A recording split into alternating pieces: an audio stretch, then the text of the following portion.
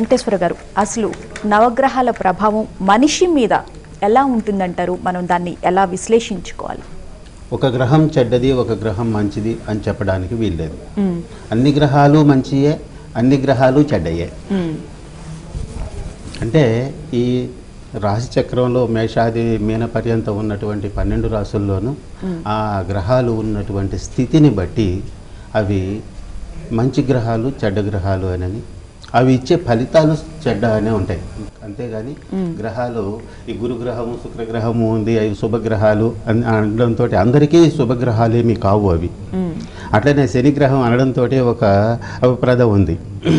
అందరికీ శని అనడంతో ముందు ఏదో స్ట్రీట్ రౌడీని చూసినట్టు చూసి భయపడేటువంటి పరిస్థితులు ఉన్నాయి.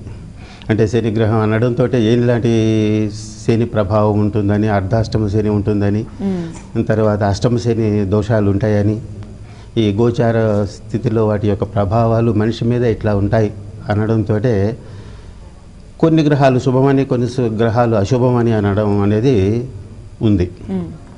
అదే గురుగ్రహం ఉందనుకోండి, ఆయన శుభగ్రహం అని అనుకుంటాం. సహజంగా గ్రహాలలో శుభగ్రహాలని, అశుభగ్రహాలని, పాపగ్రహాలని ఇట్లా చెప్పుకొని ఉంటారు. అటువంటి వాటిల్లో సహజ శుభగ్రహాలలో గురుడు, శుక్రుడు, రవి ఇట్లాంటి వాటిని అంటే ఇక్కడ జ్యోతిష్యాన్ని 2 కోణాలలో చూసినప్పుడు దైవికపరమైనటువంటి కోణంలోను, తర్వాత ఈ ఖగోళ సంబంధీయంగా గ్రహాల సంబంధంగా చూసినప్పుడును కొన్ని కారకత్వాలని మనం విశ్లేషించుకోవాల్సి ఉంటుంది.